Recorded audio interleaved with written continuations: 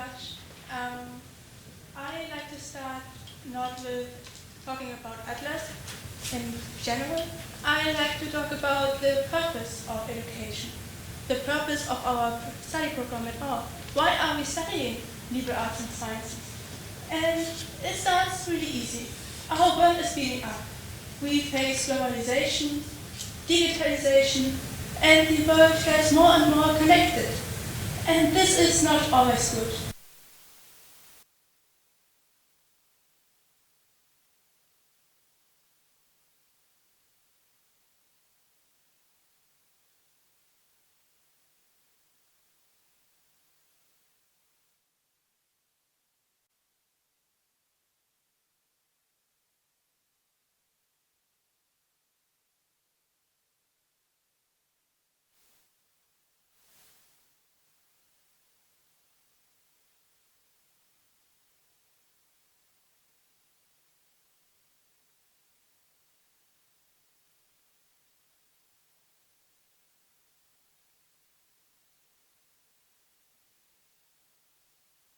Own feet and think, yeah, I know the topic, I want to go in this topic, I am an expert.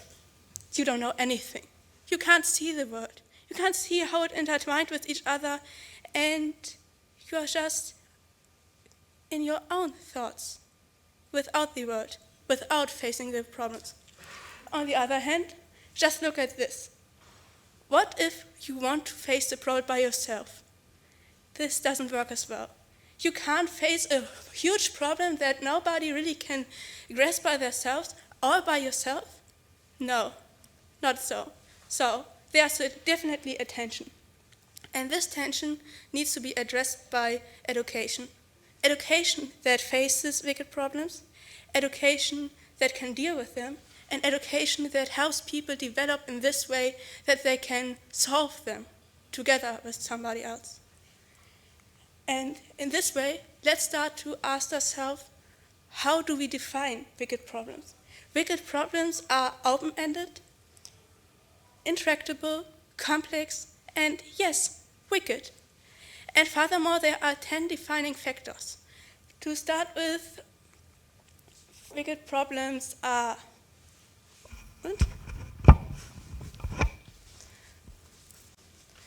wicked problems have no definitive formulation. They are essentially unique. They are not well defined. There are no well-defined operations to solve them. There is no, I am going this step and then the next step. No, you have to find your way by yourself. There is no definitive solution. There is no true and false solution. There is also no test for the solution. And there is only one shot solution. So you have only one attempt. Then there is a complex dynamic that you have to understand, and there are so many different explanations. However, the explanation defines your wicked problem. If you have a different explanation, you have a different problem, you have a different solution. You have a complete different attempt to the problem. And last but not least, you have no right to be wrong. You have only one attempt. If you are doing it wrong, then you worsen it. And nobody will say, yeah, it's okay if you're doing this. So now we see a big tension there. There are so many problems with wicked problems that wicked problems alone are a wicked problem as well. And for facing a wicked problem, we need skills. And these skills we learn in liberal education. And how you said already, liberal education is the education that addresses a complex world. And in this way, we need interdisciplinarity, critical thinking, a huge amount of insights in intersocial factors and global interconnections, and so on. However, I won't have a presentation about all the different skills that you need. They are so much that we could fill more than one presentation about it, and I think we will see some more about this. Yet, I want to lay the fundament how we can address wicked problems as a unity, how we can approach them, how we can teach to develop these skills, and how we can educate change makers. And in this way, one of the things that we really need is intrinsic motivation. We need to like the topic we are working on. If we are not liking them, why should we face the bigger problem? It becomes a job. It isn't our purpose. We really need the inner fire, the passion about the problem, and the possibility to go more in depth and to find our own truth with it. Yet, if we are only doing this, we are focusing on our own world. We are only seeing our own thoughts, what we are developed, and we kind of stuck. Because it doesn't matter how many different subjects we have. It doesn't matter how interdisciplinary the problem is and how interdisciplinary our program is. If we are only thinking in our own head, we are still at only one discipline, our own thinking. So we need to change it. We have to make a connection with the bigger world, with what is around us, with the people that are around us, and to ask for feedback, to ask for what is your opinion? What do you think about it? What can we do together? What is your experience? And if we are doing this, then we can understand each other better, we can present our own opinion, we can make a change, and we can also state what we are thinking and defend what we are thinking. It is really important that we know what is our opinion and that our opinion matters. We have to make the one step forward to see that we matter too, that our opinion has a place in the world. It might be not right. It might have some challenges in it. And you don't need to have a perfect development plan for a wicked problem because this is just impossible. So just have an opinion, now that it is an opinion, and then defend it and see what the other people are saying. And you will have a way bigger picture already. And by doing so, you can combine all the different opinions of people and make something bigger, something that someone somehow maybe will address the wicked problems and the overall picture. And you will combine, like a yin and yang sign, what is really important. It is really important that we have intrinsic motivation and the outreach to the world, so that we really can be one unity in our learning.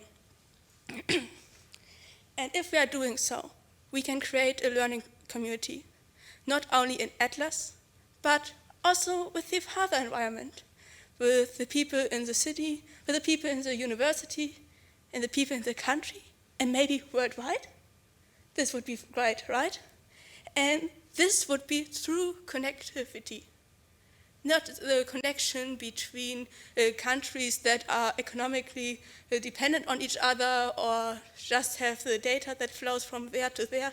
No, through connection, mentally connection, and the connection of knowledge. Then we can change the world together and create a new world while we have a global outreach. So today I'm making the first step with having this presentation and telling you what I'm thinking about education, how it should be. And please help me and give me feedback, ask questions, help us, all of us, to broaden a bit more and to get a bit more understanding. Thank you.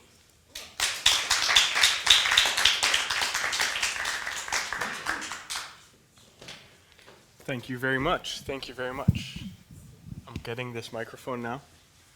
Does anyone have any questions for Lisette? Yes.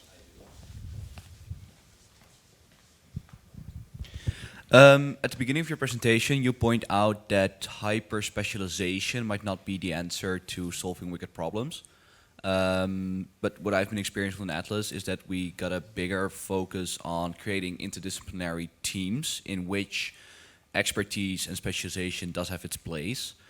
Towards the end of your presentation, you move a bit more towards connection and working together. do you think that hyper-specialization does have a place in this connectivity, or do you think it's still too specific to actually contribute to the greater good? Hyperspecialization is not wrong if it doesn't stand alone. However, if you only focus on one thing, then you can't see the overall picture and you can't focus on other people and see their opinion and integrate their opinion. It is important that you also have some knowledge in some domains more in depth so that you can also add something and not only have a general picture. This doesn't help really. However, you need this broad understanding for being open to feedback and to be able to work together.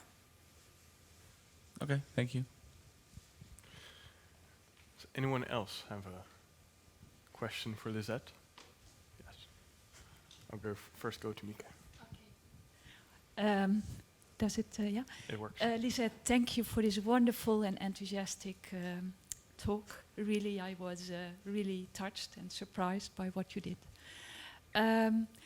I actually have a more open question. So what would you, do you have a kind of concrete thought or idea of how this would work out in education, in Atlas maybe, or in other educational programs? So what, if you were asked, please recommend us how to, well, operationalize this, what would you say? In my opinion, it is a good step to have working groups that are addressing a topic together. However, this is already a kind of a domain by itself because they only think in their own patterns. So after they have addressed a problem, they need to go outside. They don't need to present it to their own environment and to their peers. They have to go outside to the UT, to the other public institutions. It isn't enough to just present it in the classroom. It isn't enough to present it to the teachers or to the experts. We need to stand in public and to talk about what we have done, because this is the first step. Nobody else than the university can teach us how we make the first step into the public. And I think this is also one of your duties. Thank you. Yeah, of course. Yeah, thanks for the nice talk. I really liked your like scenery, like different mood pictures. I had a question. So, if I remember correctly, in the beginning you started with complexity is basically at the root of our problems, and in the end you say we need to get more connected to solve the problems. So there seems to be a kind of, so both the problem and the solution are in kind of the connected world. Is that? Yeah, exactly. Because if we have such a connected and complex world, we can't address it if we are only by ourselves.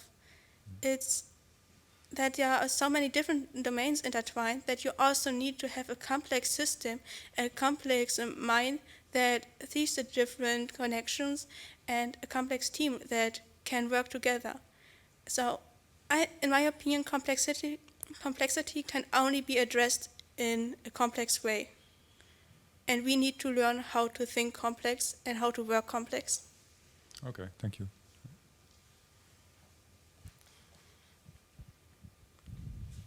Any final questions for Lisette? No? Yeah, of course. This is obviously very much allowed. Once again, coming back to the hyper-specialization, you point out that it's very important that people are open and knowledgeable about multiple topics, to be open to feedback and to be open for the discussion. If you'd have to weigh the hyper-specialization against the openness or the broadness of someone's education, what would you think would be more beneficial in the bigger picture? I don't think that you can decide between these two. You need both. So if you have to decide that you only have to focus on one, you also need a second person that makes the other thing. So if you're a really broad person that can understand the interconnection between the different parts, then you can't address them. But you can navigate other people that have a high specialization to address this problem. So if you're only specialized in some topics and domains, you still can address wicked problems. However, you need somebody that has the knowledge and the insights to place you at the right points and to navigate your actions. And therefore, there is a place for both. However, in my opinion, it would be way better if you have a bit of knowledge from both domains. Clear? Clear. Okay, thank you very much. Thank you so much.